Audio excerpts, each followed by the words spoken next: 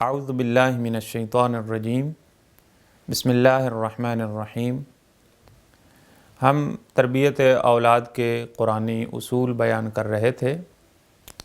اپنی سلسلہ وار گفتگو میں بعض اصول اور بعض قوانین کی طرف اشارہ کیا ہے۔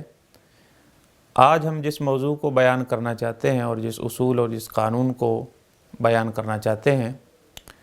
وہ یہ ہے کہ والدین کو چاہیے کہ وہ اپنے بچوں کے نامناسب رویوں پر یا بعض اوقات سنگین غلطیوں پر صبر اختیار کریں۔ صبر انتہائی اہم چیز ہے جس کی طرف دین نے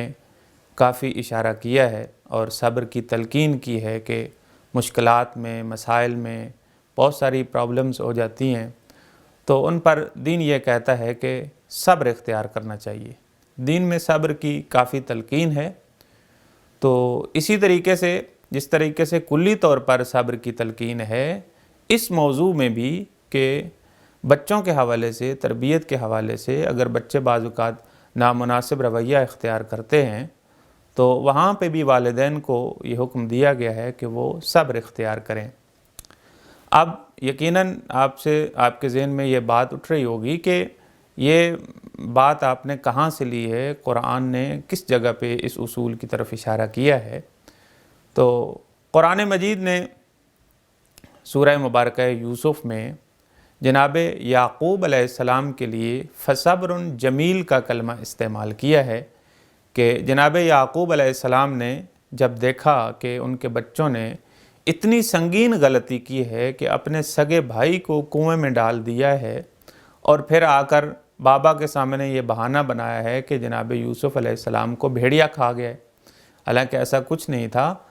تو جناب یعقوب علیہ السلام کے سامنے یہ انتہائی سنگین غلطی تھی۔ آپ دیکھیں، ایک تو جناب یعقوب علیہ السلام کو جناب یوسف علیہ السلام سے بہت زیادہ پیار تھا چونکہ وہ اللہ کے نبی تھے، اور دوسری بات یہ ہے کہ جناب یعقوب علیہ السلام کے جو بیٹے تھے یعنی جناب یوسف علیہ السلام کے بھائی، انہوں نے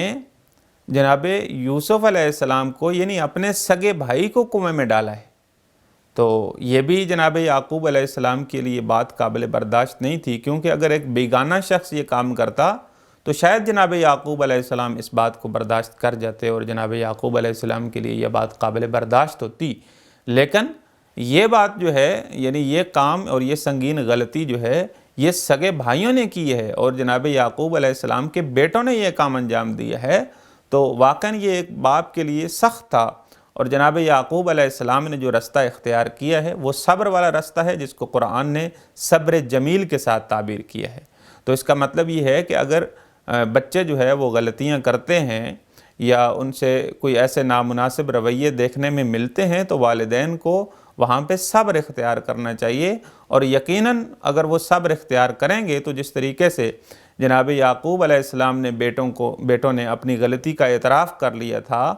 تو اور یقیناً اللہ کے وہ حقیقی بندے بن گئے تھے اور اپنے گناہ کی معافی مانگ لی تھی، تو اگر ہم بھی اس طریقے سے صبر اختیار کریں گے تو ہمارے بچے بھی جو ہیں ممکن ہے کہ وہ اپنی غلطی کی طرف متوجہ ہو جائیں اور اپنی غلطی کی معافی مانگ لیں۔ دعا ہے خداوند عالم کی بارگاہ میں کہ خداوند متعال ہمیں اپنے بچوں کی تربیت کے حوالے سے صبر کی توفیق عنایت فرمائے۔ وآخر دعوانا ان الحمد للہ رب العالمین۔